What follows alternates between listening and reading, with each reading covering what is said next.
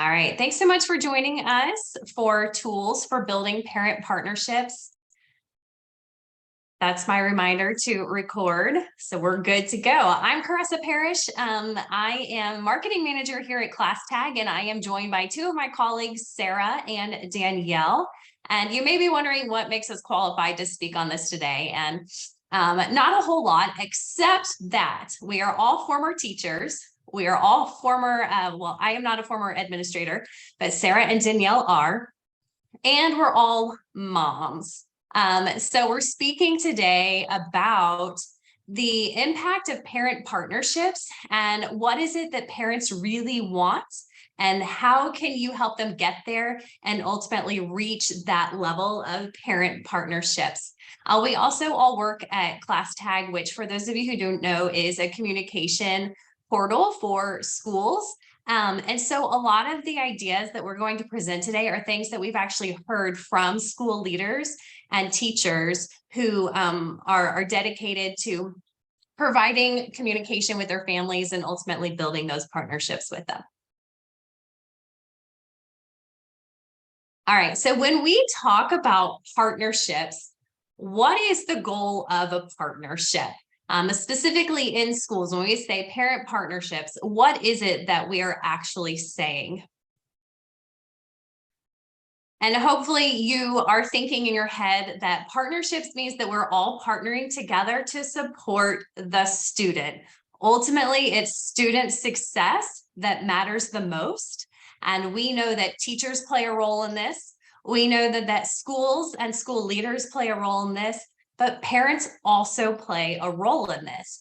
And when we think about the fact that we all want the same thing for that student to be successful, then parent partnerships should become easy because we have more in common than what we think we do. So instead of pointing the fingers at each other, let's come together, work together, and support the student. And we believe that it all starts with communication. So that's a lot of what we're going to be talking about today.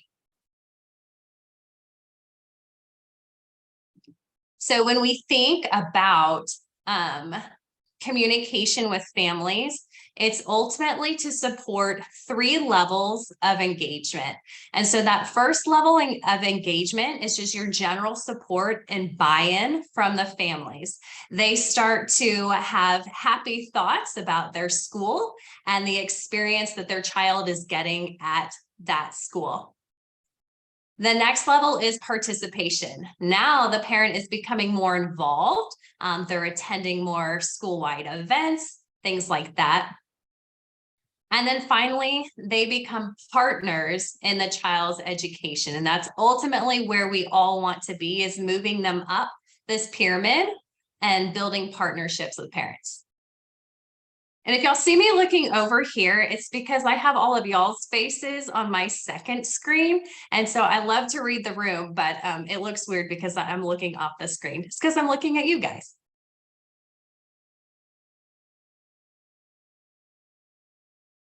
All right, so when it comes to building parent partnerships, where should most of the communication occur? This is kind of a rhetorical question, but you can get your answer inside your head. And when we've done this presentation before, we've heard kind of I wouldn't say it's a disagreement, but half of the group would say school, half of the group would say classroom. And while both of those are important, if you think about who has the closest relationship with the student, it is likely the teacher. And what we see is that districts and schools will have these fancy communication tools to be able to send out information. And teachers are often left to find their own solutions, even though they have the closest relationship to the student and hopefully to the parent as well. So we're going to be talking today about communication strategies at both levels, the school level and the classroom level. And then at the end, for those of you who are school leaders on our call today what you can do to help support your teachers in their efforts to do this. All right, so general support and buy-in. Parents just need their basic needs met, and what they ultimately want to know is my child safe? Are they happy? And then the last one is, what's going on? And Sarah and Danielle, please jump in at any time. I'm going to pause often and let y'all chime in with y'all's great gems of wisdom as well. All right, so the pictures that you'll see in our presentation, a lot of them are from our platform, ClassTag, and I know we have a mix of people on here. Some of y'all are familiar with ClassTag, some of you are not. And I would just say that a lot of the points we're going to hit, although we love ClassTag and we would love all of you to be ClassTag users, you can address these in a lot of different ways. So the first one is quick links. And quick links just means that those resources that parents want access to frequently, are you making it easy for them to access those? For example, my daughter asks me every single day, what's for breakfast and what's for lunch at school. And it is a pain point to have to search for that and scroll and find the link on X website. So making things like that very easy. I know it's in the same place every single day. I can go find that menu, and my daughter will be happy that I can get that information for her quickly. Things like your academic calendar or just your monthly event calendar. Access to the grade book. Don't we want more parents checking the grade book? So quick access to the grade book and instructions on how they can access that.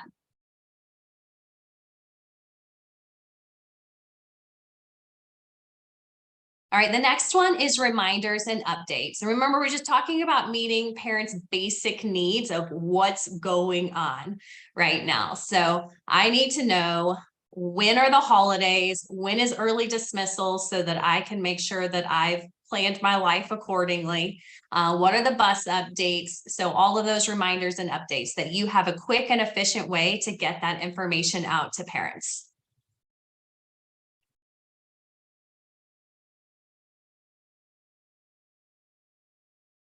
Weekly or monthly newsletters. A lot of you who are school leaders are probably already doing something like this. If nothing else, this is your form of communication. So newsletters are fantastic.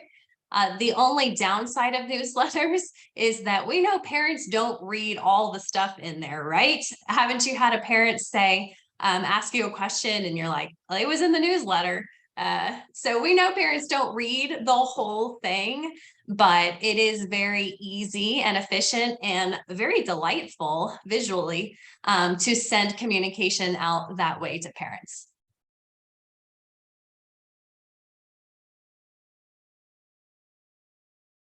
Okay, pictures.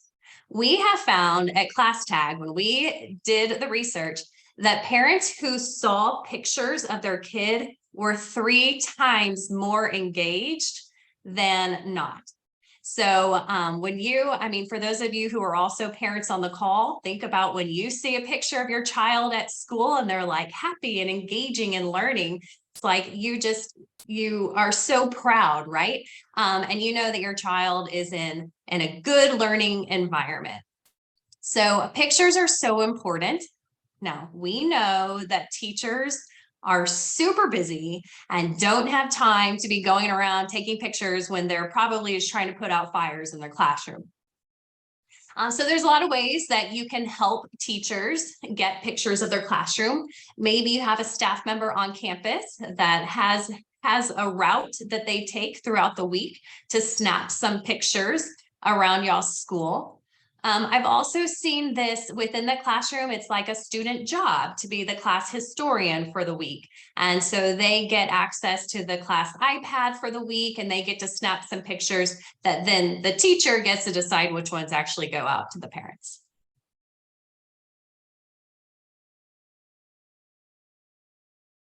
All right, also in the classroom, I will say myself as a parent, if your teachers don't do anything else, this is what I really long for. Especially my oldest daughter has moved into the middle school years now.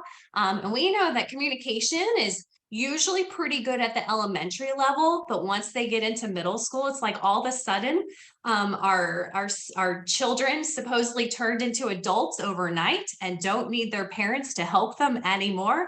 And as a former middle school teacher, I can tell you that is the farthest from the truth. I would love for parents to make sure that their child's homework is actually in their backpack when they come to school the next day. So I would recommend that your teachers at least send out a weekly agenda or a week at a glance, letting parents know this is what we're learning. This is when the test is. Here are some resources that will help you. Maybe also if they offer tutorials, things like that. If you think about from a parent's perspective, let's say they are one of the good parents that does check the grade book. If they see in the grade book that there is a 60 on a test that that parent didn't even know that that test was happening, think about what could have taken place at home to support that child leading up to the test. So this is really important that parents know what's going on in the classroom so that they can help prepare their student and hopefully take a load off the teacher too by helping their child get their homework done and things like that.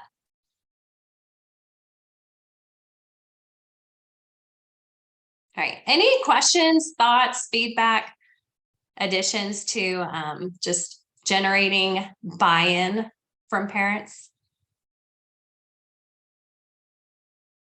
Before you jump to the next level, Cressa, I'll just jump in to add.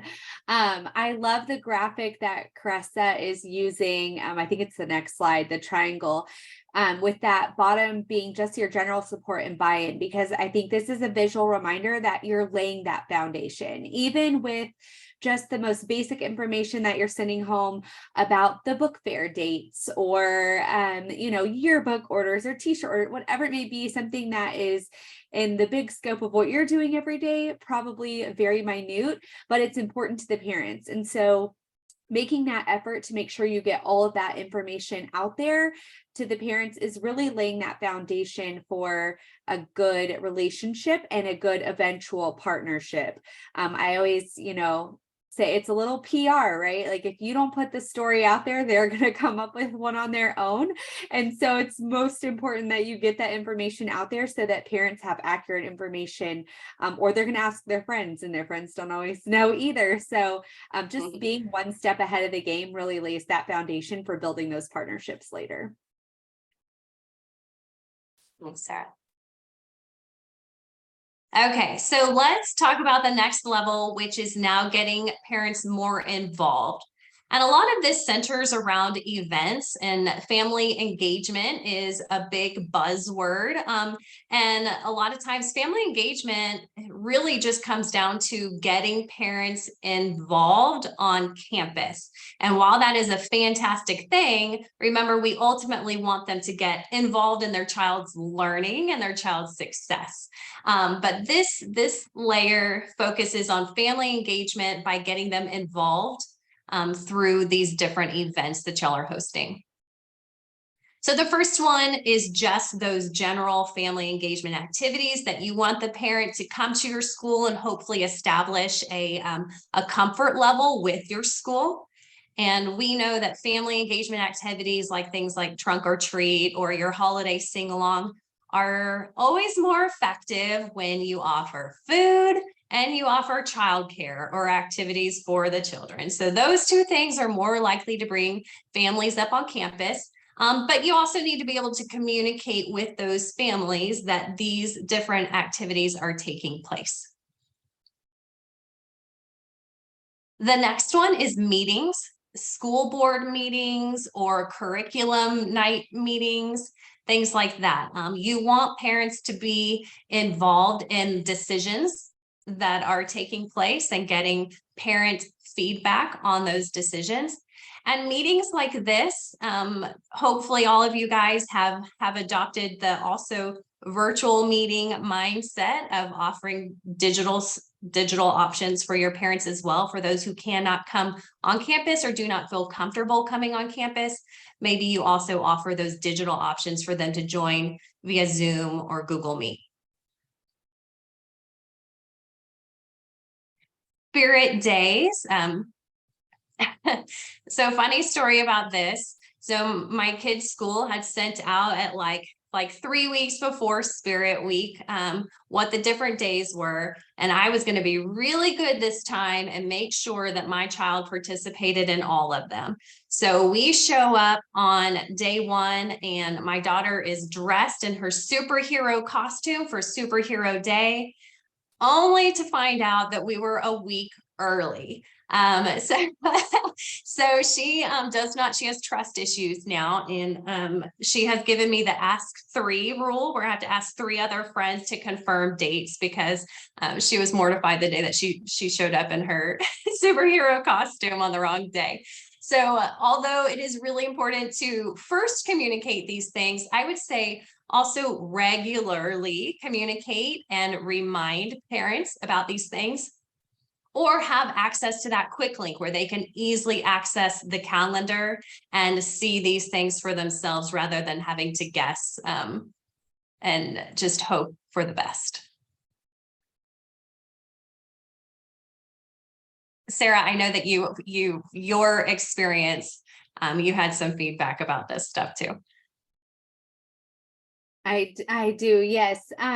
Well, and I was thinking too, when Cressa was talking, this is another example of why having like a solid platform for communication is important. I have middle school students as well, and our middle school, although I've told them how wonderful ClassTag is, they are not using it yet. And so they have like a PTO Facebook page and a newsletter and another Facebook page and all different sources of information. And so there was like a dance, and I didn't remember when it was. I had to go searching through like 3 different places to try to find this information. It had ended up being posted on like the PTO page, not the school page, just super confusing. And I didn't, as a parent, know where to go to find that information. So I can't speak for Caressa's situation, but I would imagine if they had a solid place to go back and find that information, it would have saved her daughter from showing up on the wrong day. But just a place where your parents know they can go back to and they can find it. If it's not ClassTag, that's okay, but just somewhere that is consistently the same and your go-to platform. All right, thinking about what this might look like in the classroom, knowing when those classroom tests and those classroom projects are due, when tutorials are offered. So this is inching towards the partnerships, but it's starting at the level of just awareness. These are when the important dates are in the classroom. One of the nice things about ClassTag is that if these are set up as an event, it will send auto reminders to the parent on its own. So that's not one of the things that teachers will have to do additionally unless they want to, but the platform will actually do it for them. Okay, volunteer opportunities. So we want parents to come and participate, but we also need parent helpers to make it happen, right? So how are we asking for parents to volunteer?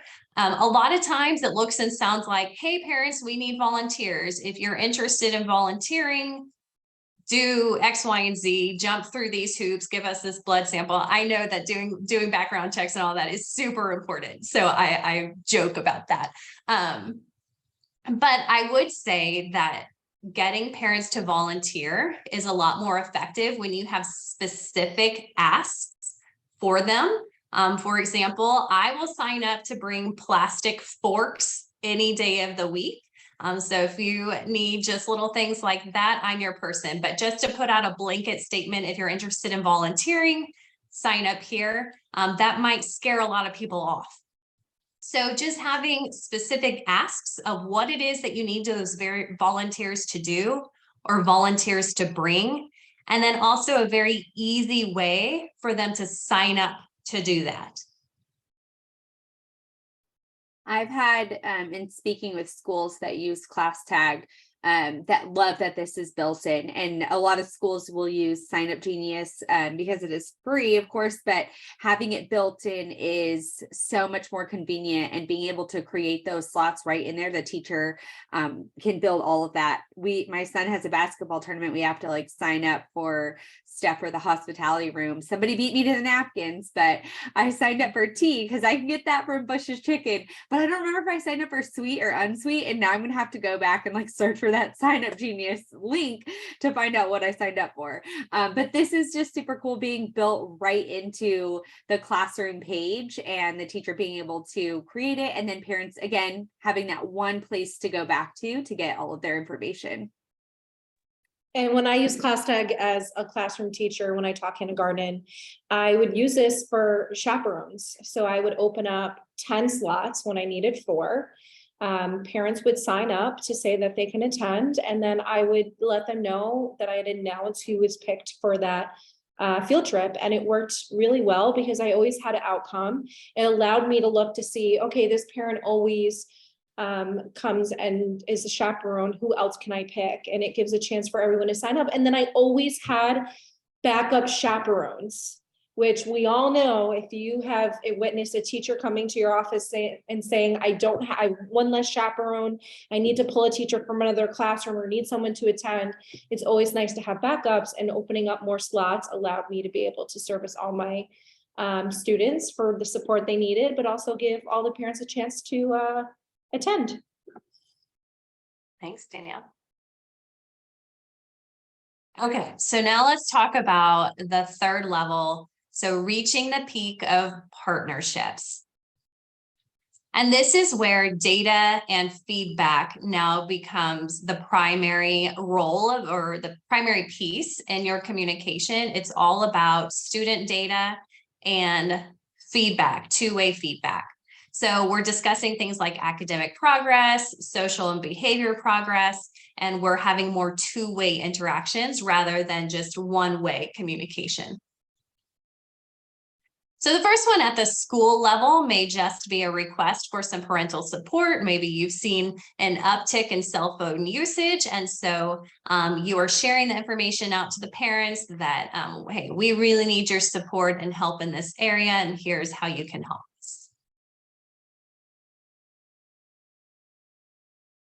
I saw this, my kids' school did this, and as a parent, I was like, that's amazing, because I had some feedback and some ideas, and I wanted to share it, but I didn't want to be like that parent. So the fact that they asked, I was so happy about it. And it was so simple. It was just a Google form that said glows, grows, and any other comments. Now, I will say, if you use something like this, make sure you also have a plan to actually read all of the comments that you are getting and a follow-up plan. But this is so easy to implement, and it streamlines all of that feedback into one place for you guys.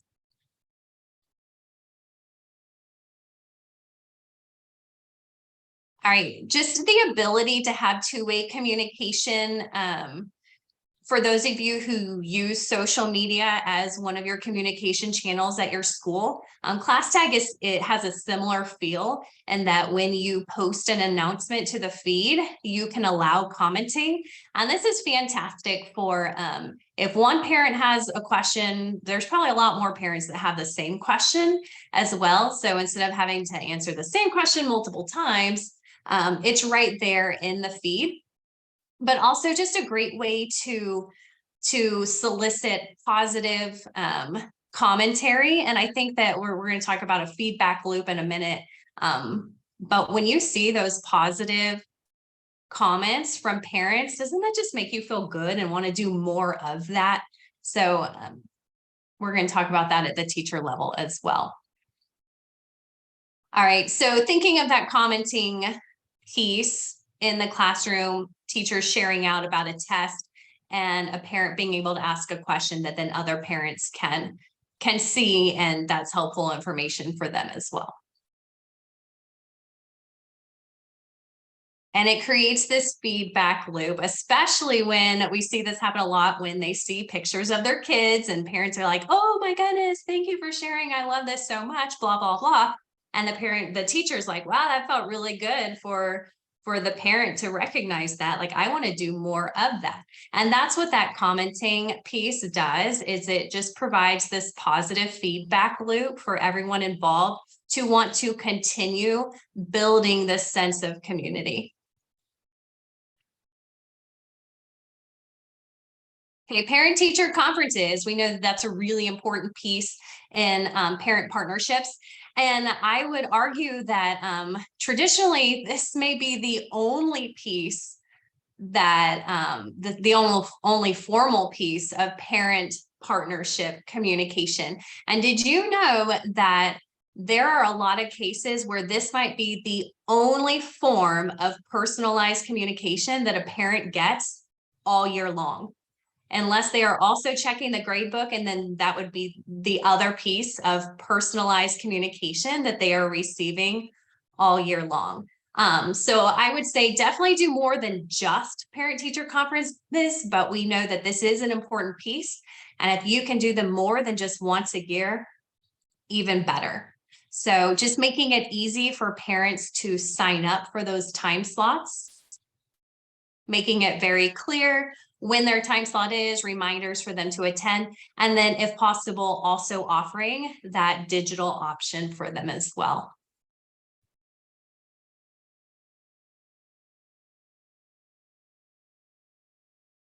All right, meaningful conversations. We talked about commenting on like an announcement that everyone can see, but also having those private, personalized conversations.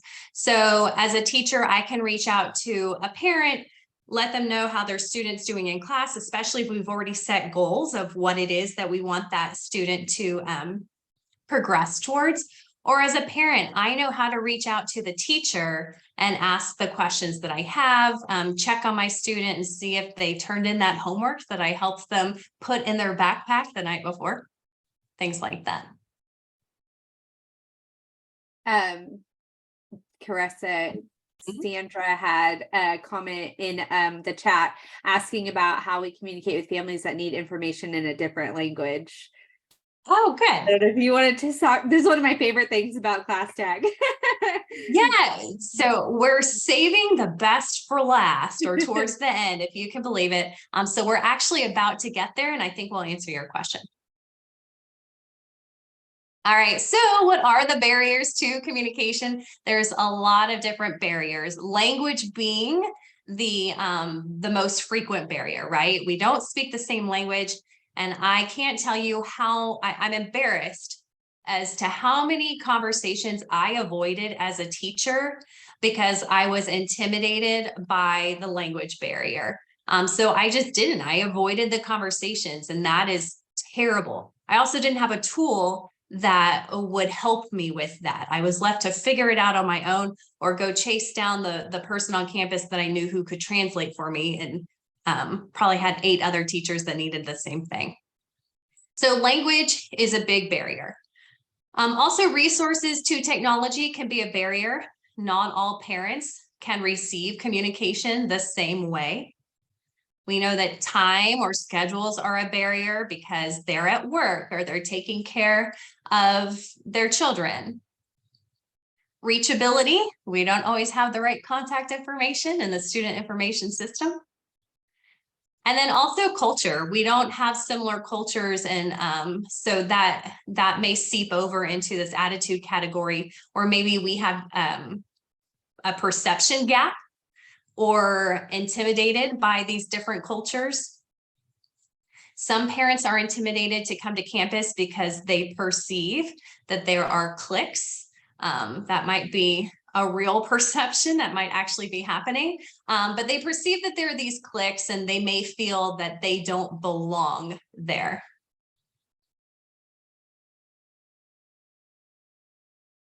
So what solutions can you implement to help you with some of those barriers? The first one is implementing a tool that will auto-translate for you.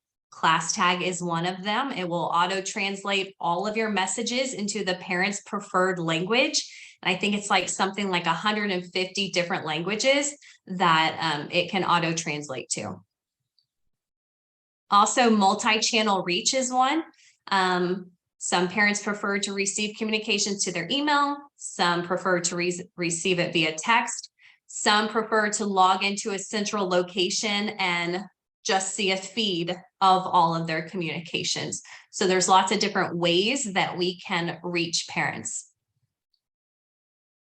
Having the data is a big one. Do you know which parents are actually receiving the communications? Do you know if they're opening? Are they engaging with it? Are they signing up for volunteer opportunities? Are they signing up for parent-teacher conferences? Are they replying back to these communications? For time being a barrier, we recommend that you block time to make communication a priority. And we'll talk about that in a minute. Proactively checking in with parents can be a helpful solution for those who are too timid or not comfortable checking in on their own.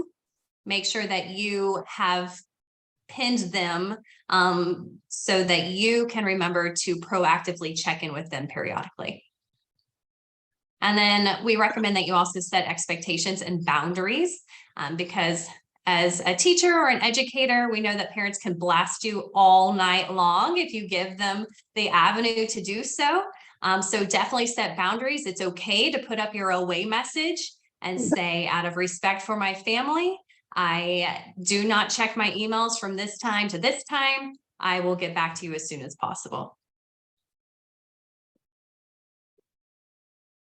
All right, so auto translation, just wanted to give you a minute to see what that might look like. So over on the left, we have one of our newsletters that went out and the parent received it in Spanish. On the right, we have, this is a two-way message that is occurring between a parent and a teacher. So myself as the teacher, I am sending out the message in English. The parent is receiving it in Spanish. They're replying in Spanish and I'm receiving it back in English. So now we can communicate back and forth. Sarah always has a funny story about this too. So Sarah. So I did use ClassTag on my campus before I joined the ClassTag team when I was an administrator, and I didn't actually know that this feature was there yet. I think it was when we first started using it, and I was having a conversation with a parent who had messaged our school ClassTag and were, commenting or communicating back and forth. And I knew it was a Spanish speaking family, but I thought maybe they had someone helping them. And I saw it like switch in the middle of it and my mind was blown. I ran to my principal's office and I was like, oh my gosh, did you know that it does this? And she was like, we have to tell all of the teachers. And for the reason like Cressa said, that's tends to be something that teachers shy away from. If they know that there is a language barrier, then it makes them less likely to reach out to those families, I think. And then those families also feel like they don't have like a true relationship with the school because they have usually like one person. We had a few Spanish speaking staff members who were the go-to. So it was a relationship always with like a middleman. And so it was really cool to see that. And then to know from there that I could communicate with families who spoke a different English or spoke a different language than I did, but without having that middleman or that like barrier in between. So one of my favorite features for sure. We also talked about multi-channel reach. So with ClassTag, you can send one piece of communication and they can receive it to their preferred channel. Could be text, could be email, could be in the app. You can share it to your social media page. You can add it to your school website. So a lot of different ways that you can take your one piece of communication and share it out multiple different ways.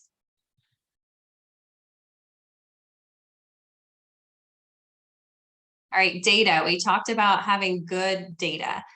So knowing which parents are connected, they are receiving communications, which ones we haven't heard from yet, which ones don't have any contact information. So we know we need to fix that versus which ones have bad contact information. We know that it's bouncing, it's not being delivered anywhere. So we need to fix their contact information.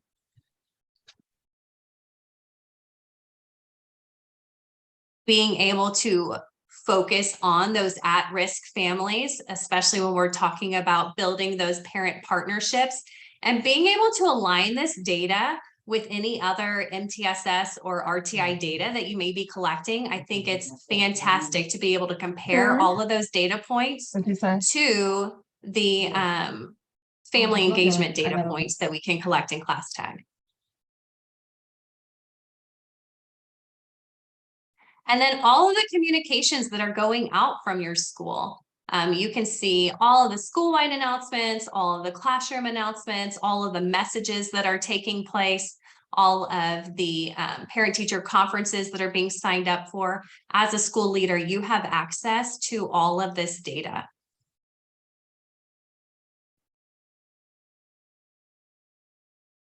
All right, we talked about sending those proactive check-ins to families who are less likely to engage on their own initially. So this is an example of a teacher or a counselor or an RTI coach checking in with a parent who they have not heard from in a while. See if they can get the conversation going. Another idea is to schedule classroom visits. Maybe you set aside a day during the 6 weeks. Maybe it's just for a grade level, and we know that you'll probably have to jump through some of the hoops of making sure that only those that attend have passed those background checks or whatnot. But schedule that time in advance. Say, hey, parents, we want to invite you into the classrooms on this day. The teachers will know in advance that this is the day that parents are going to come shadow in the classroom, and let parents be involved in that process. Let them help in the classroom. Let them see what goes on in the classroom. Obviously, this is not the day that your teachers are going to schedule tests, but maybe there's a project that a teacher's thinking, man, if I could get some parents to come help with this project, that would be really great. So they're going to plan to have that project on the day that you decide we're inviting parents to our campus on this day. How about all those classroom libraries where you have like thousands of books that get disorganized when students go and book shop for the week? Parents love to help. And if a parent loves to organize, they can easily come to your classroom for 30 minutes and feel inclusive, but also help you with a project you need. Absolutely. And that goes back to if it's not a formal scheduled classroom visit day, like we're inviting all parents up, but as a teacher, maybe when you're sending out those volunteer signups, it's not just I need volunteers because we're having this party and I need volunteers for these different things, but I would also love to have a volunteer come into my classroom once a week to organize my books, staple my papers, things like that. I came from a district that had a very high parent involvement. So it is a blessing, but it's, it comes with its own difficulties too. And so our parents, they wanted to be at the school. They were able to be at the school due to not working or flexible jobs. And so if we didn't create opportunities for them to come, they were going to find them. So it's much better to have those volunteers coming in or parents coming in and be able to kind of not control, but just to be able to manage that as a school, because you don't want to interrupt learning time, but you want to have that partnership with parents and make them feel welcome in your school. So creating these events and putting that information out there and letting them know, I think is going to minimize the times where they are just like, they won't let us in. We're just going to go out there. I don't know that anybody has that problem, but just putting it out there, kind of creating those times on your own terms and giving parents a time to come up to the school and to be involved is going to be more efficient for learning, for not disrupting, your students, and just to manage the visitors for the day. Yeah, thanks, Sarah.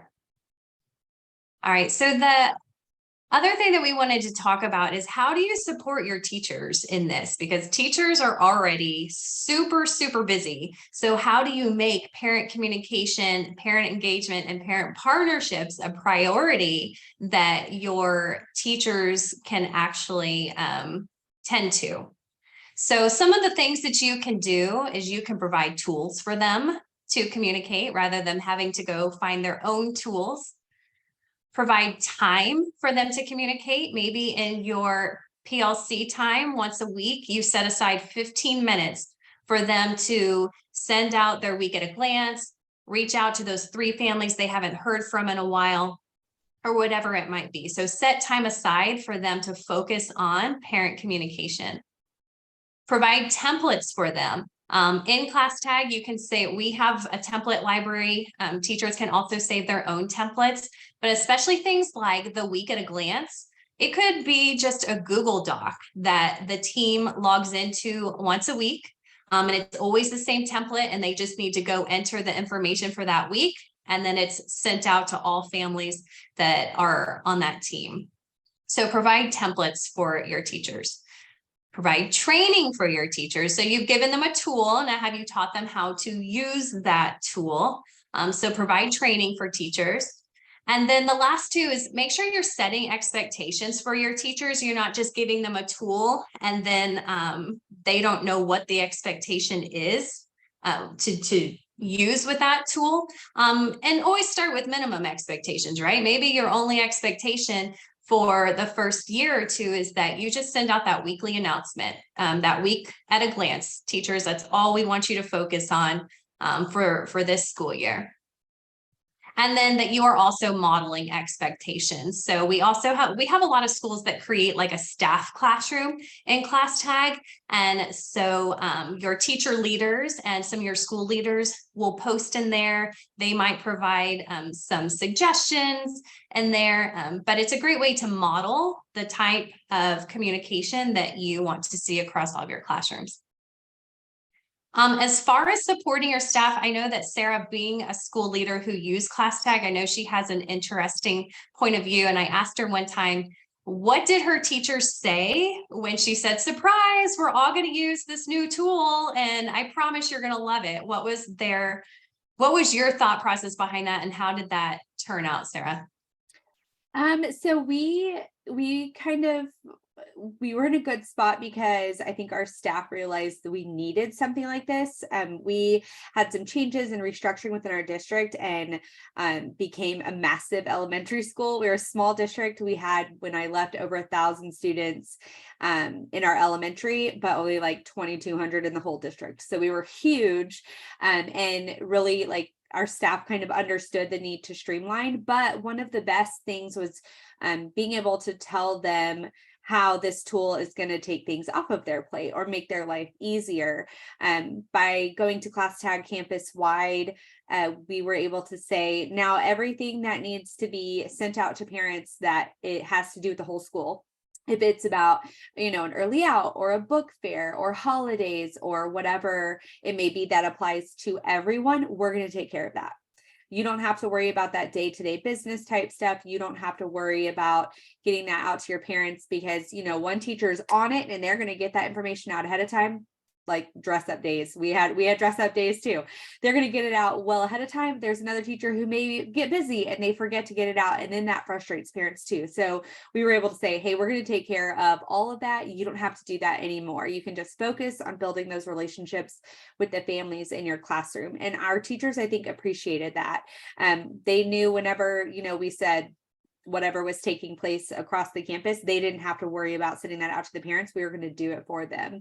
Another feature of ClassTag that I think helped us is our ability to auto roster. So we were able to sync with our systems to pull in our student rosters and parent and guardian information. This took that off the teachers' back to school to-do list. They didn't have to set up their ClassTag. They didn't have to, manually input all of their students. I literally got to send an email out at the beginning of the year saying, hey, ClassTag's ready, you can sign in. They would sign in, their classes, they're ready to go, and they could communicate with those families before school even started. So really the tools that we were able to use to relieve teachers of responsibilities is what kind of sold them on a campus-wide tool. Awesome, thanks for sharing. Yeah, go ahead, Daniel. Just like we want to meet our parents where they are, we also want to meet our staff where they are, because every staff member will use ClassTag differently based on the needs of their classroom, the content they teach, how many classrooms they have. So you may set the expectation that teachers should use one way to communicate with parents, but think about all the different ways you can do that. Is it sending out one streamlined message to all families, or can teachers also be able to use two-way conversations? I was a teacher who loved to have more one-on-one conversations with my families because I got more bang for my buck. I was able to build that relationship, but also show that family I was more involved. Where some teachers, it's easier for them to send announcements because their content speaks more to that. Yeah, that's great. Thanks, Danielle. So thinking of teacher training, we do have one coming up, introducing tools for classroom communication. Any of our teachers who are already using ClassTag, this will be great for them. Teachers who are looking for a communication tool, this is great for them. School leaders who are wondering, is this something that my teachers would like and appreciate? This is great for you, and to also invite some of your teacher leaders to come see if this is something that they would be interested in using in their classroom and across your campus. So we encourage you to, we have 2 different times because we know it's really hard for teachers to jump into a session in the middle of the day. So we are also offering an evening time session. So we'll send out the information. I think Danielle's going to share it in the chat, but we'll also send it in our follow-up email if you're interested in checking out that session. All right, so if you're building a culture of communication, remember we want to touch on parent general support and buy-in, and then we want to get them more involved, and then ultimately we want to partner with them for the goal of helping our students succeed. So the questions you can be asking are, what tools do we have for communication? How often do we communicate? Are we communicating with a purpose? What are our expectations for communication? How do we model that or encourage that? What barriers are currently blocking effective communication? And how do parents feel about our communication? And we should also ask, how do teachers feel about communication? So from there, once you have answered those questions, you can start thinking about, all right, what can we start doing this week to improve what we've already been doing? How can we support our staff with that? What tools can we begin to use for that? And how can we monitor that? And just going to this question here, how can we start this week? Obviously, we do not think that you're going to reach the peak of partnerships in 1 week, but what are the baby steps that we can take? What can we do this week? What can we do this month? What can we do this year? And then what do we want to implement for next school year to hopefully see more parents move up that pyramid? So we have this communication calendar that, again, Danielle will put the link in the chat. You can also scan it with your phone or type in this link, and we'll share it out in our email follow-up as well. But this is I'm going to jump over to, so you can see it from my screen. All right, so it's a communication calendar, and you are going to receive your own forced copy of it. It is a Google presentation format. And this is something that you can collaborate on with your leadership team. You can give every teacher their own copy. However you see this working with your team, your school, or your teachers. But as you click through, the first page kind of helps you outline the plan for what quick links should we have for our school? What quick links should our teachers have? Are there other groups that should also have quick links for parents? And then what communication should be sending out at these levels weekly, monthly, and then more of an as needed approach. And then as you click through the pages, you have your, we can remove December 2022, but you have your calendar for the rest of this school year to map out what are the important communications that we want to send throughout the year. Remember, we can send things out school-wide so that then teachers only have to focus on what's going on in their classroom and supporting those individual students.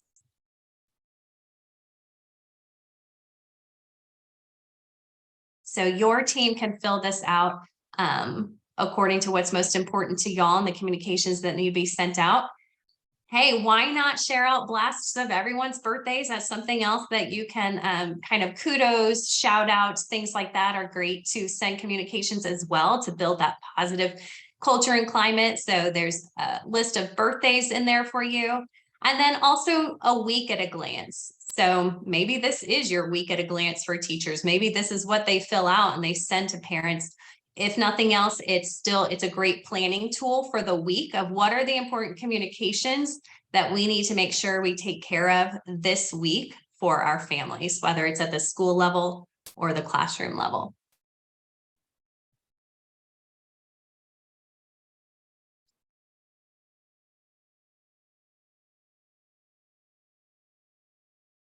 All right, and the last page that I want to end on is this one here. We would love your feedback about this session, if it was helpful to you, if there's any other information that we can provide you or questions that you have. But also wanted to let you know that if your school is not currently using ClassTag Connect, which is our premium school-wide solution, we encourage you to check it out. We are actually offering a free trial through the rest of this school year. You can get your whole school on board for free this year.